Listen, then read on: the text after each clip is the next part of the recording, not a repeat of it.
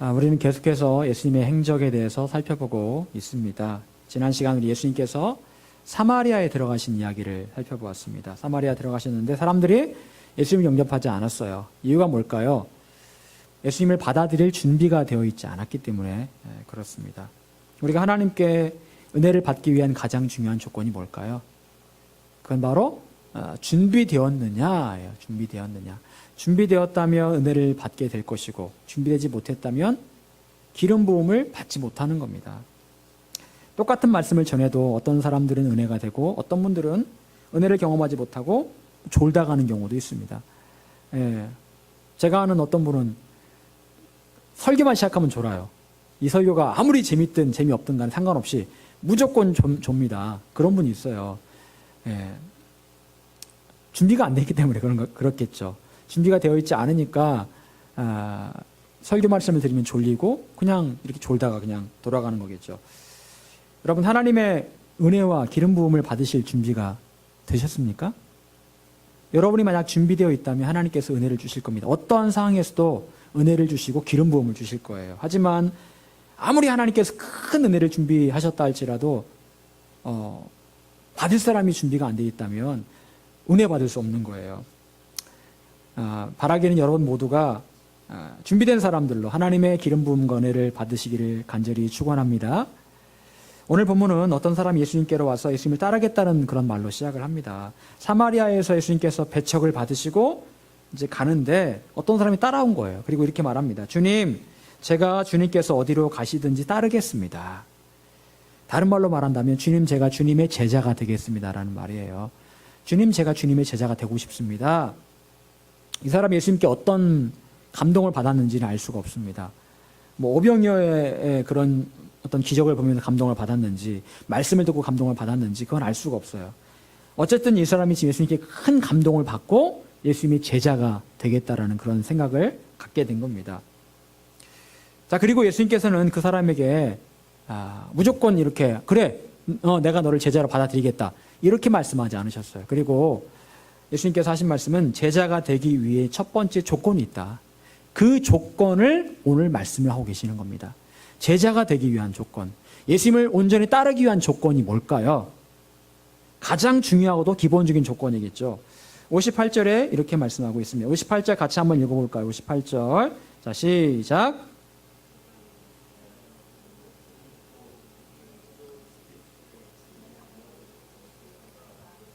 아멘. 여우도 굴이 있고 공중에 새도 집이 있고 하지만 인자는 머리 둘 곳이 없다. 여기서 말하는 인자는 누굴까요? 예수님을 말하는 거예요. 예수님을 말하는 건데, 여러분, 세상의 모든 것들이 다 집이 있어요. 우리도 다 집이 있잖아요. 그런데 예수님은 머리 둘 곳조차 없다. 쉴 곳도 없고 어떤 집도 없다. 이렇게 말씀을 하고 계시는 겁니다. 제자가 되고 싶다고 찾아온 사람에게 예수님께서 맨 먼저 하신 말씀은 조금 실망스러운 대답이었습니다. 모두가 살 집이 있다. 모두가 다 안정된 삶을 살아간다. 그런데 나는 그런 곳이 없다. 이 말은 무슨 말이에요? 네가 만약 나의 제자가 되고자 한다면 너도 머리 둘 곳이 있다 없다? 없다.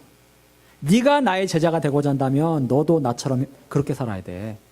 너도 안정된 삶을 포기해야 돼. 항상 불안정한 삶을 살 수밖에 없어. 이렇게 말씀을 하고 계시는 거예요.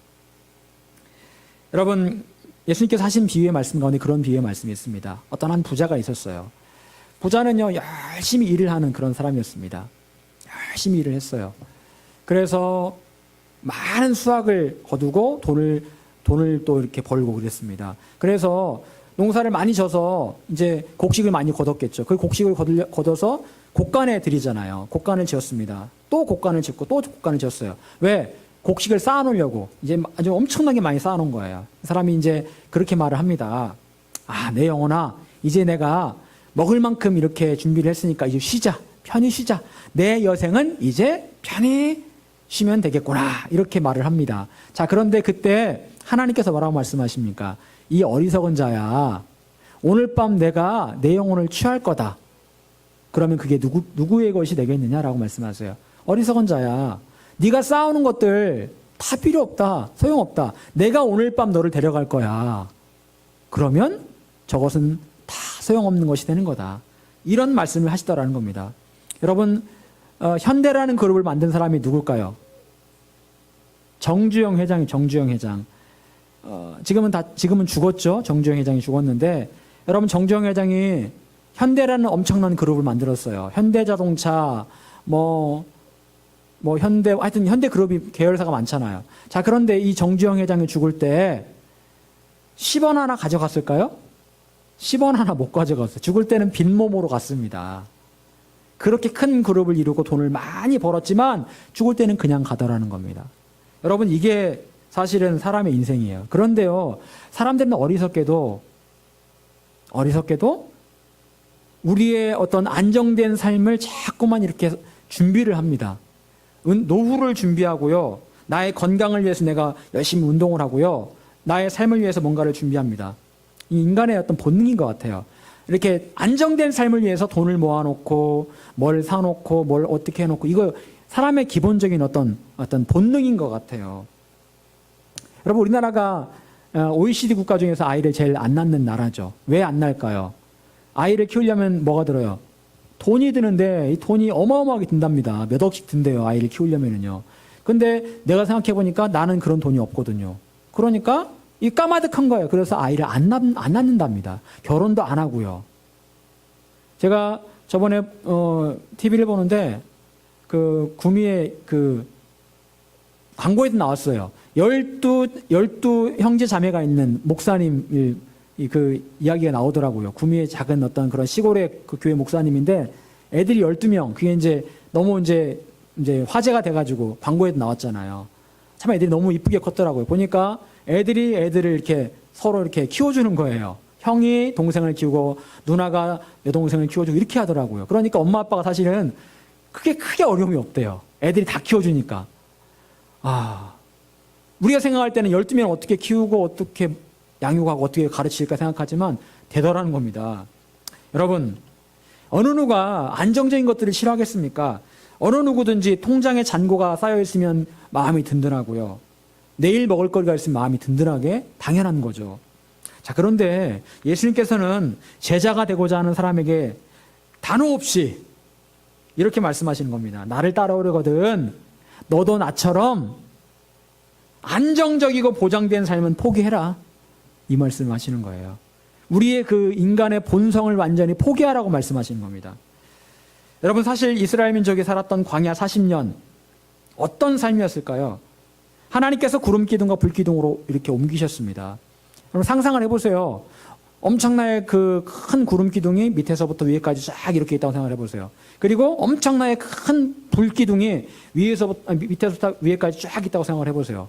그게 이렇게 있는 거예요. 그걸 따라서 가는 겁니다. 그런데 그 구름 기둥과 불 기둥이 서면 거기에 서서 텐트를 치고 거기에 사는 거고요. 또 옮기면 또 텐트를 걷어서 또 거기로 옮겨가는 거예요. 이걸 몇 년 동안 했다고요? 40년을 그렇게 한 거예요. 40년. 구름 따라 바람 따라 흘러다니는 인생.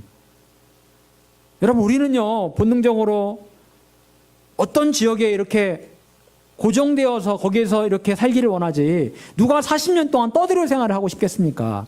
여러분, 다른 나라에 가면 집시가 있죠. 집시. 들어보셨어요? 집시? 말이 집시지. 집시가 우리나라 말로 말하면 뭐예요? 그지예요. 그지. 저 어렸을 때도 그지가 있었습니다. 그지는 집이 없었어요. 밥도 이렇게 남의 집에 가가지고 뭐 밥 한 술 주시오 해가지고 밥을 얻어서 먹고 다녔어요. 이 사람들이요. 집도 없고 먹을 것도 항상 이렇게 얻어먹어야 되는 그런 사람들, 굶는 때가 밥 먹는 때보다 더 많았던 그런 사람들, 얼마나 힘들었을까요? 우리의 본능은요, 어느 한 곳에 정착해 살기를 원하지만 주님께서는 말씀하시는 겁니다. 나를 의지하고 그런 안정된 삶을 버려라. 여러분, 이런 말을 다른 말로 말하면 어찌 보면 하루살이 같은 인생이라고 볼 수도 있을 겁니다. 그럼 제가 지난주에 참 마음이 힘들었습니다. 저희 아버지 걱정 때문에 마음이 힘들었어요. 아버지가 몸이 편찮으시잖아요. 어머니가 돌아가신 얼마 안 돼가지고 늘 외롭다고 하시고 힘들다고 하시고 불편하다고 하시고 그러세요. 더군다나 귀도 어두우시죠. 뇌경색도 앓으셨기 때문에 뇌경색 언제 또 터질지 모르죠. 그러니까 굉장히 마음이 불편하더라고요. 누가 옆에 계시면 좋은데 옆에 계시는 사람도 없고 그러니까 멀리 떨어져 있는 이 아들의 마음이 굉장히 불편하고 염려가 됐습니다. 요양 등급이 나오면 뭐 요양보호사가 오면 좀 좋을 텐데 그것도 쉽지 않죠. 그런 상황 가운데 좀 마음에 염려가 될 수밖에 없었던 거는 어떤 안정적인 삶이 안 되니까 괜히 마음이 불안하더라고요. 그런 마음 가운데 좀 하나님께서 이 모든 상황을 알고 계시기 때문에 하나님께서 해결해 주시도록 기도할 수밖에 없는 그런 상황이었던 것 같습니다. 여러분, 또한 계속해서 또 드는 생각은요. 우리 교회가 아직은 사실은 안정이 안 됐죠. 아직 2년이 거의 이제 돼가는 시점인데 아직 완벽하게 안정된 그런 상황이 아니에요. 어서 빨리 우리 교회가 안정되면 좋겠다. 그런 생각도 들기도 합니다. 이거는 저의 어떤 개인적이고 인간적인 생각일 수 있습니다. 여러분, 그런데 사실 초대교회가 안정되기까지, 초대교회가 세워지기까지 얼마의 시간이 걸렸을까요? 안정되기까지 3년 이상이 걸렸습니다. 예수님과 제자들이 3년의 시간을 보내고 마가다락방에 성령께서 임하시고 나서부터 초대교회의 틀이 마련되기 시작했고, 그리고 이제 안정기에 접어들게 된 겁니다. 그런데 또 아이러니한 것은요, 안정기에 접어드니까 하나님께 어떻게 하셨을까요? 초대교회를 흩어버리셨어요. 안정되려고 하니까 초대교회에 핍박을 주셔가지고 교인들이 다 흩어지게 만들어버린 겁니다. 디아스포라를 만들어버리신 거예요. 희한하죠? 안정되려고 하니까 하나님께서 왜 다 흩어버리셨을까? 하나님의 놀라운 뜻이 그 안에 있는 겁니다. 여러분, 우리가 생각할 때는요, 예수님과 제자들이 보냈던 3년여의 시간들은 어떤 시간들이었을까요? 마냥 불안하고 그리고 안정되지 못하고 힘들기만 한 그런 시간들이었을까요? 겉으로 볼 때는 그래 보입니다. 집도 없죠. 맨날 먹을 것도 어떻게 해가지고 얻어 먹어야 되는 거죠. 굉장히 어려운 상황들이었을 겁니다. 인간적으로 볼 때는 그랬어요. 하지만 오히려 그 시간들은요, 제자들이 예수님과 동행하며 다이나믹한 영성을 배울 수 있는 그런 시간들이었습니다. 그 기간 동안 제자들은 성장할 수 있었고 계속해서 영적인 업그레이드가 이루어질 수 있었다라는 겁니다. 그리고 그렇게 되었을 때에 초대교회가 세워지게 된 거예요. 40년의 광야 생활, 어떤 시간들이었을까요? 매일같이 만나를 주워 먹어야 되는 상황이고요. 구름기둥 불기둥이 가는 대로 이사를 다녀야 되는 상황이었습니다. 불안정한 삶이었죠. 하지만 그 기간은 하나님의 임재를 매일같이 경험하면서 가장 다이나믹하게 움직이는 시간들이었어요. 그들은 인간적인 불안정 속에서 하나님의 실시간의 인도하심을 경험하는 그런 소중한 시간들을 갖고 있었다라는 거예요. 여러분, 주님께서 주님을 따라 사는 삶에서 제일 먼저 무엇을 잊지 말라고 오늘 말씀을 통해서 우리에게 권면하고 계시는 걸까요? 첫 번째요, 하나님께서 책임져 주심을 잊지 말라고 말씀하신 겁니다. 제자는요, 진짜 제자는 하나님께서 책임져 주신다, 이거를 잊지 말라라고 말씀하신다라는 거죠. 여러분, 제가 저번에 설교했듯이 주님께서 제자들을 파송하시면서 하셨던 말씀이 있었습니다. 귀신을 내쫓고 병든 자를 고치는 능력을 주시면서 뭐라고 말씀하십니까? 두보롯도 가져가지 말고 지팡이도 가져가지 말고 돈도 가져가지 말고 맨몸으로 가라라고 말씀하십니다. 가져갈 수도 있으니까 옷도 가져갈 수 있고 양식도 가져갈 수 있습니다. 지팡이도 가져갈 수 있어요. 근데 다 가지고 가지 마라. 놓고 가라. 아무것도 가져가지 마라. 그리고 혹시라도 복음을 거부하면 먼지를 그곳에서 떨어버려라 라고 말씀하십니다.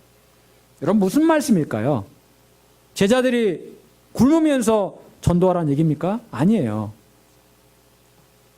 한마디로 너희들이 복음을 위해 선신하고 하나님의 나라와 의를 위해 일한다면 내가 너희의 먹을 것과 입을 것을 모두 책임져 주겠다, 이 말씀이에요.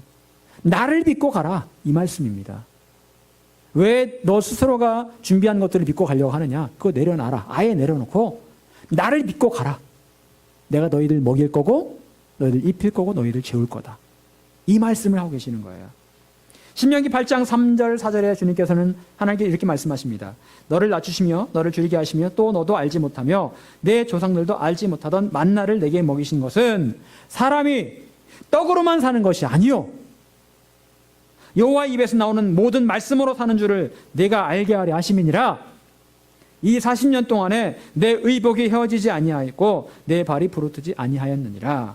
무슨 말씀하시는 겁니다? 무슨 말씀하시는 거예요?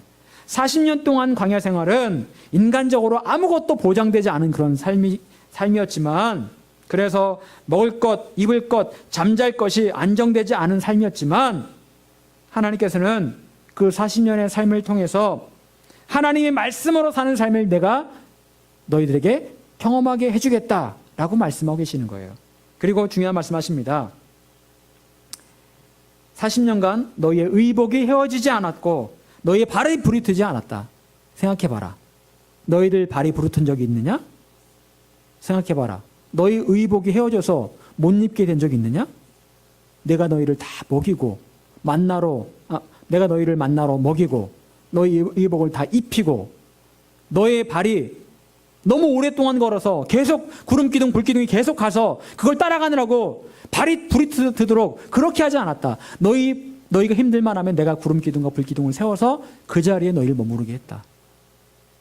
내가 너희의 그 발이 부르트는 것까지도, 너희 발이 아픈 것까지도 내가 다 알고 있다. 그래서 적절하게 너희를 그렇게 이동을 시켰고 그렇게 인도했다. 이게 바로 나의 인도하심이다. 이 말씀을 하고 계시는 거예요. 사랑하는 여러분, 우리는 무엇을 따라 살아가야 될까요? 세상에서 말하는 안정적이고 보장된 그 무언가? 그걸 얻기 위해서 그걸 쌓아놓기에 살아가야 될까요? 그거 쌓아놓으면 정말 든든합니까?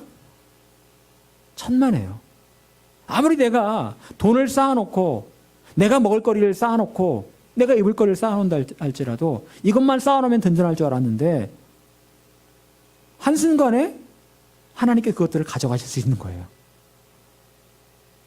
한 푼 두 푼 모아놓고 그 돈을 막 쌓아놓는다고 그 돈이 가만히 있습니까? 아파 보세요.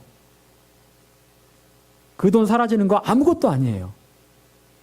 병원비 며칠 있어 보세요. 의료보험 안 되는 거 이렇게 해가지고 검사해서 며칠 있어 보세요. 몇백만 원 날아가는 거 아무것도 아닙니다.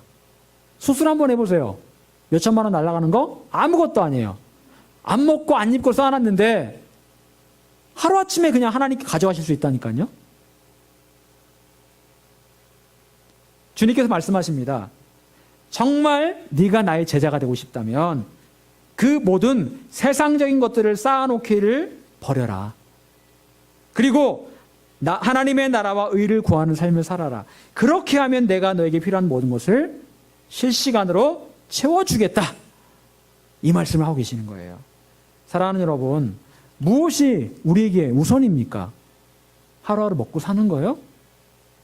나의 삶의 안정과 보장된 나의 통장 잔고요? 그게 나의 삶의 우선입니까? 요즘 고등학생들이 가장 선호하는 직업이 뭔지 아세요?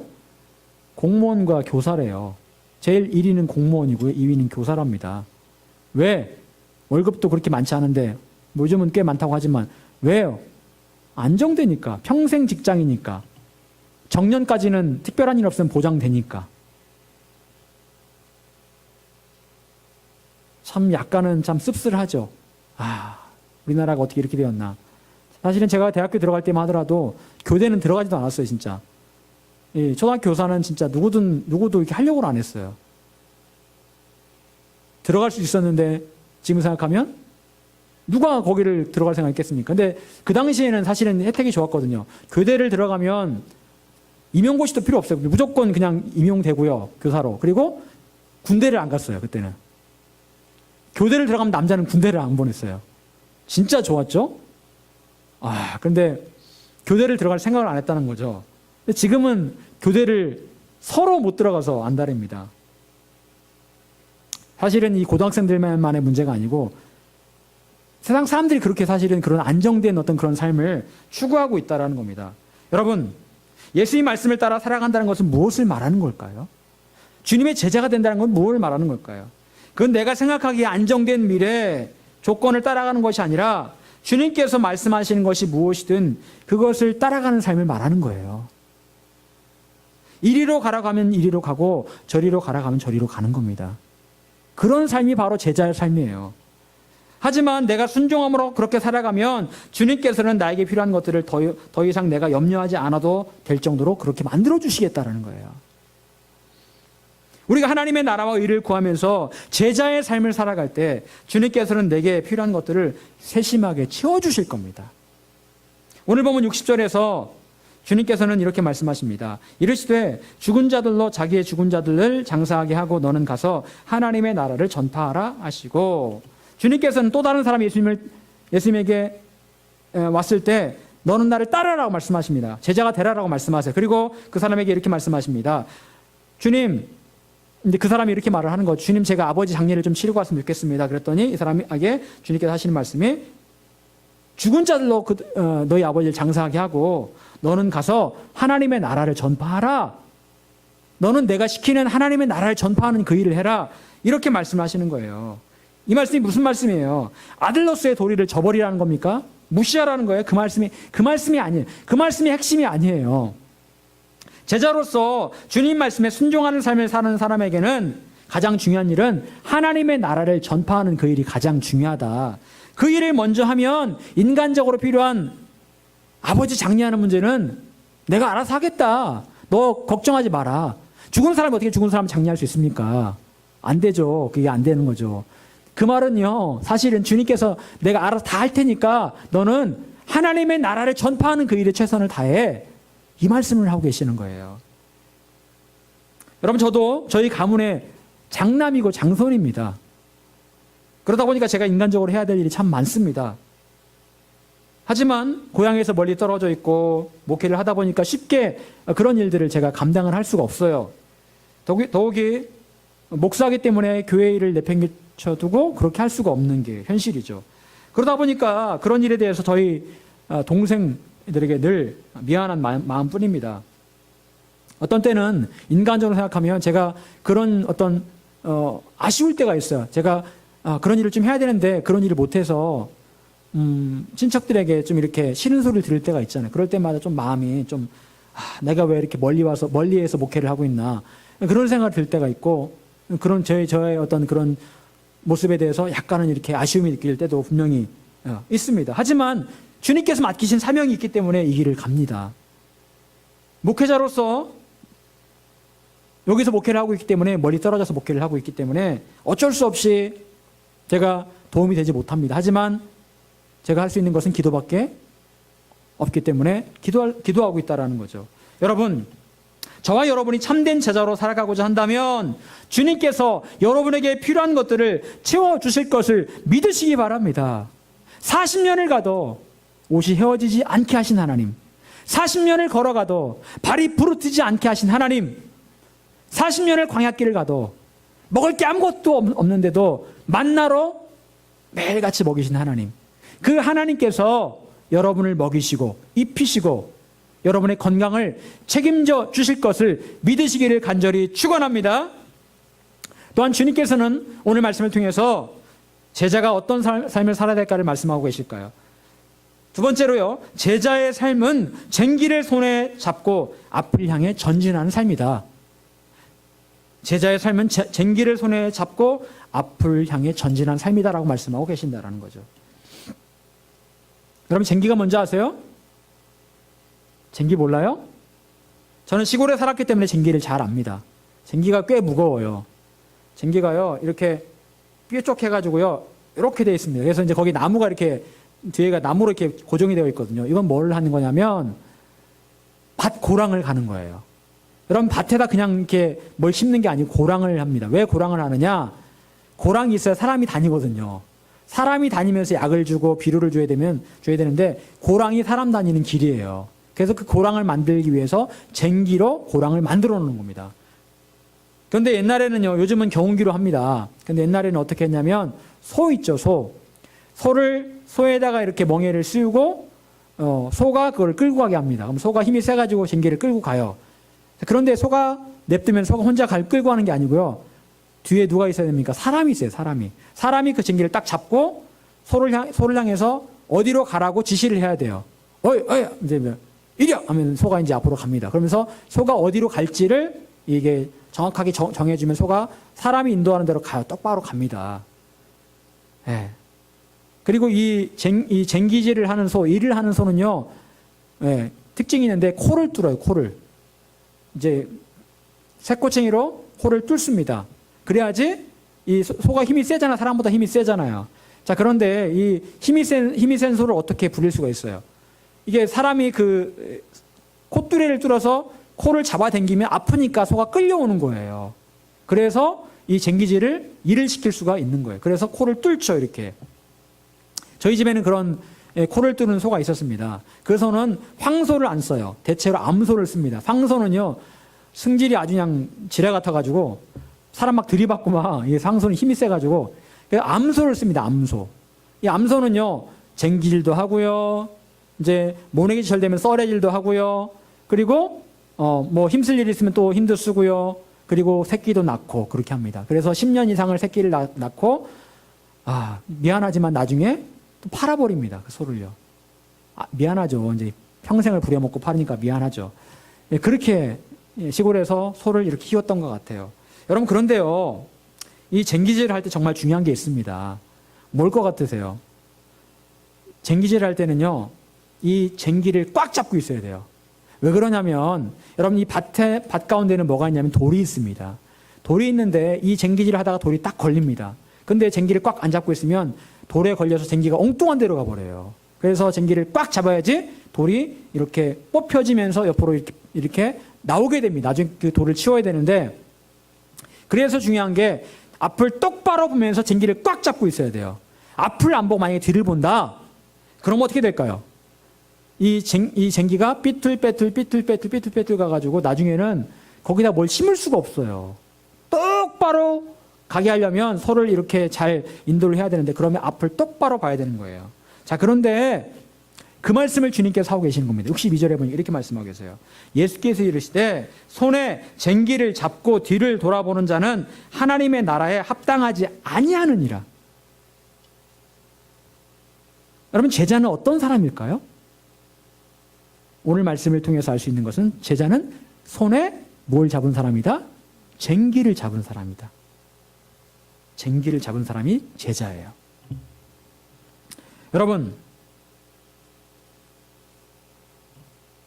쟁기 잡고 앞으로 전진한다라는 거 소만 힘들 것 같죠? 사람도 힘듭니다. 진짜 힘들어요, 사람도요. 이 소가요, 엉뚱한 곳으로 갈 수도 있고 쟁기를 이렇게 세워야 되기 때문에 사람도 굉장히 힘든 일이에요. 아무나 못하는 일입니다. 아줌마들은 못해요. 아저씨들만 할 수 있는 게 이 쟁기질이에요. 여러분, 근데 제자가 바로 쟁기질하는 사람이라는 거예요. 여러분, 호세아 10장 12절 우리가 가끔씩 들었던 말씀이죠. 여기 보게 되면 묵은 땅을 기경하라라는 말씀이 나와요. 묵은 땅을 기경하라. 여러분, 묵은 땅은 뭘 말하는 걸까요? 묵은 땅 옆에 있죠. 우리 교회 옆에 지금 풀밭 있죠, 여기. 그게 묵은 땅이에요. 한 해를 묵혔어요. 지금 저거는요, 묵은 땅이기 때문에 나중에 농사를 지으면 어떻게 해야 되냐면 반드시 저 밭을 갈아엎어야 돼요. 묵은 땅의 특징은요, 딱딱해요. 딱딱하기 때문에 더 어렵습니다. 쟁기질하기 더 어려워요.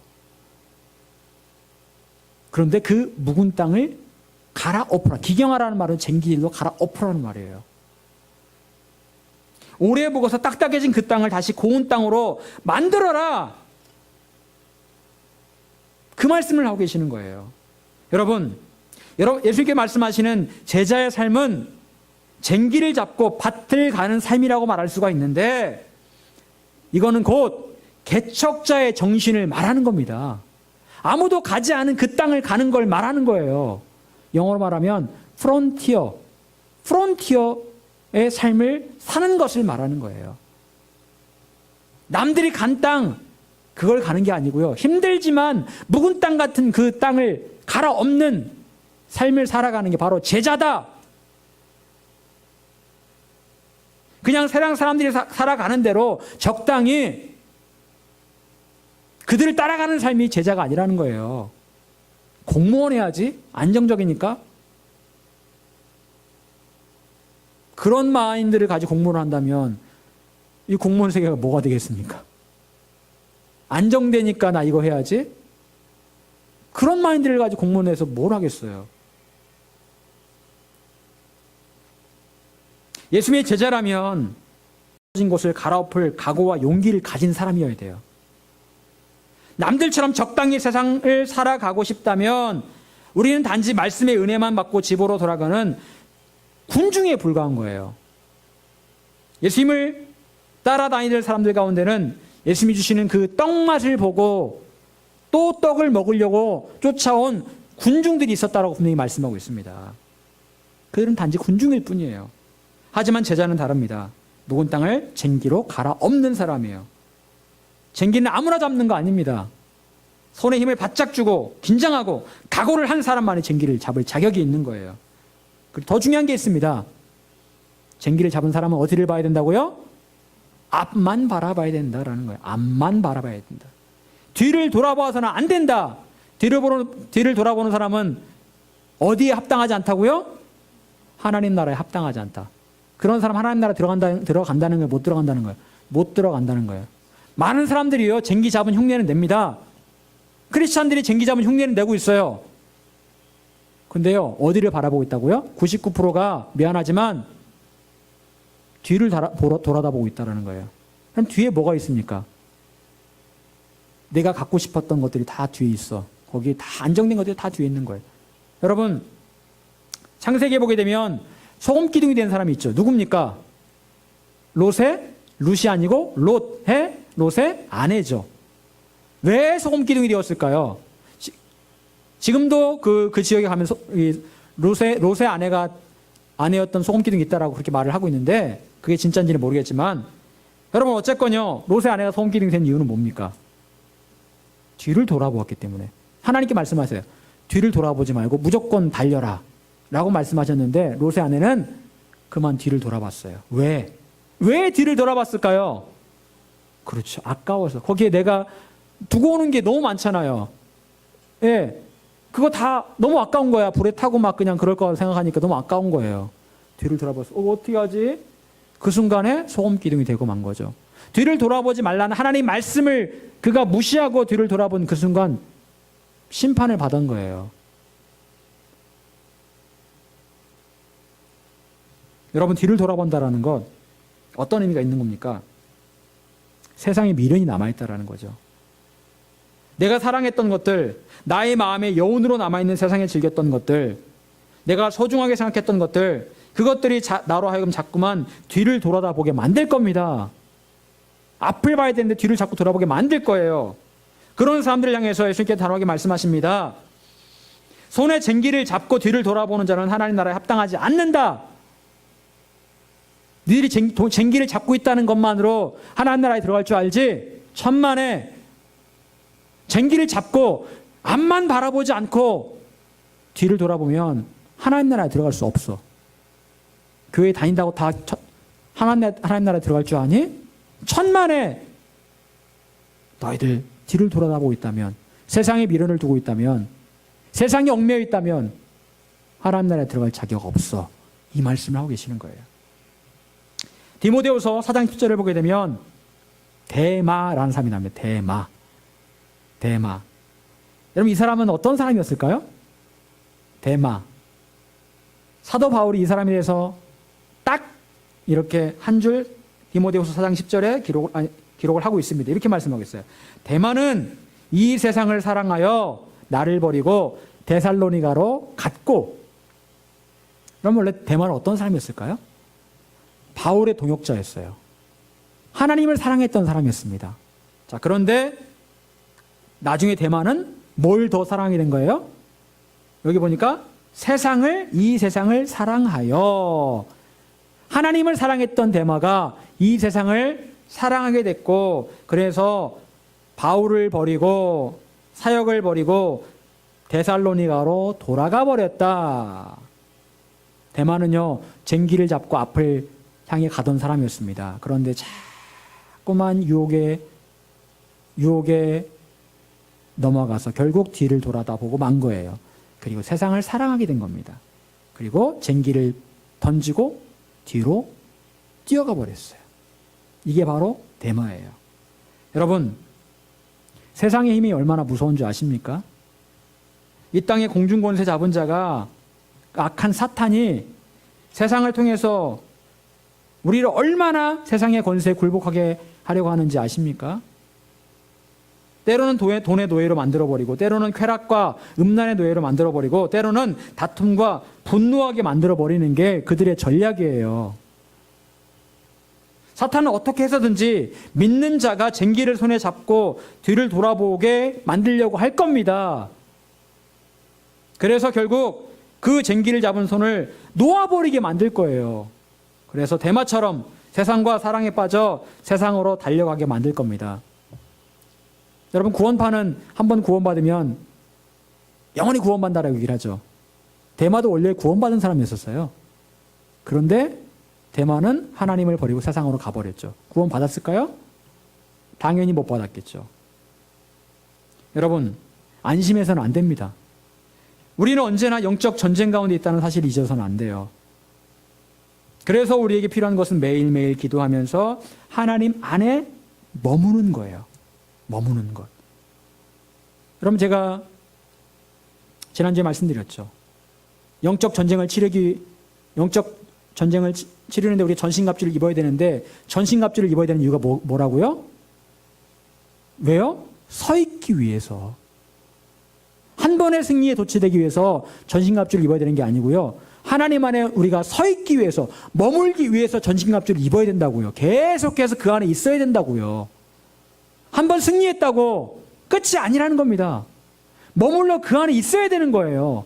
내 왕년에 내가 기도 이만큼 했지, 내 왕년에 이런 삶을 살았지, 소용없어요. 지금 내가 그런 삶을 계속해서 살고 있지 못하다면 소용없는 거예요. 중요한 거는요, 내가 그 안에 계속 주님 안에 계속 머물러 있는 거예요. 서 있는 거예요. 넘어지지 않고 서 있는 거예요. 이게 중요한 겁니다.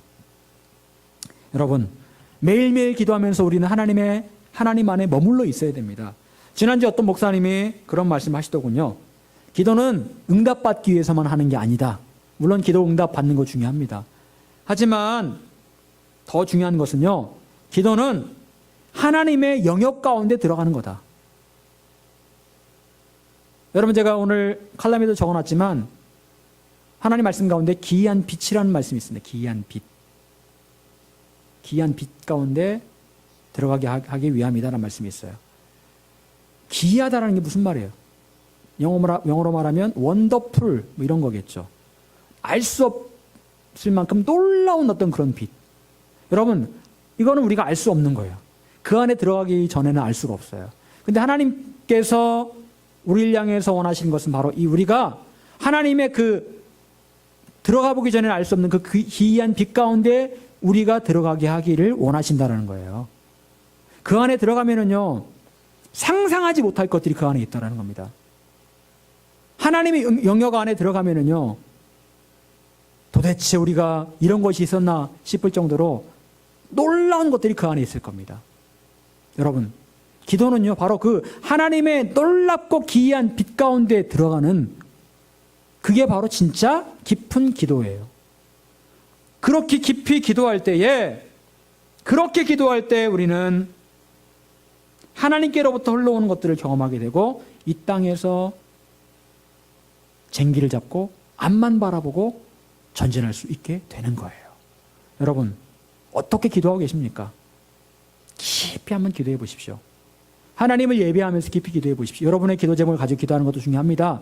그리고 나서 하나님의 임재 가운데 나아가 보세요. 그것만 기도하고 집으로 돌아가지 마시고요. 하나님의 임재 가운데 나아가 보세요. 하나님을 찬양하고 예배하고 그러다 보면 어느 순간인가 내가 하나님의 그 깊은 임재 가운데 나아가는 것들을 경험할 수 있습니다. 그렇게 될 때에 하나님께로부터 흘러나오는 것들을 우리가 누릴 수가 있게 되는 거예요. 말씀을 정리합니다. 사랑하는 여러분, 진짜 제자, 진짜 예수님을 따르기 원하는 사람이 되고 싶으십니까? 정말 하나님 나라에 들어가는, 하나님 나라에 합당하다고 말씀하시는 그런 진짜 제자가 되기를 원하세요? 그런 제자가 되기를 원한다면 우선 우리는 세상이 주는 그 안정감을 포기해야 돼요. 그리고 실시간으로 우리를 인도하시는 예수님과 함께 해야 됩니다. 그리고 우리가 그렇게 살아간다면 하나님께서 우리에게 필요한 것들을 채우시고 그리고 우리 가운데 부으시는 것들을 우리는 경험하게 될 것입니다. 또한 제자는요, 손에 쟁기를 잡고 묵은 땅을 기경하듯 개척자의 삶을 살아가는 사람이에요. 세상에서 제공하는 편하고 좋은 것이 아닌 딱딱하지만 그럴 만한 가치가 있는 묵은 땅을 기경하는 것이고 그것이 곧 하나님의 나라를 전파하는 삶을 사는 거예요. 우리는 어떻게 이런 삶을 살아갈 수 있을까요? 매일 기도의 삶을 살아갈 때 이렇게 살아갈 수 있습니다. 깊은 기도 가운데 하나님의 영역 가운데 나아가는 기도의 삶을 살아갈 때 여러분이 계속해서 승리의 삶을 살아가게 될 겁니다. 바라기는 오직 주님께서 말씀하시는 온전한 제자의 삶을 살아가는 저와 여러분 모두가 될 수 있기를 간절히 축원합니다.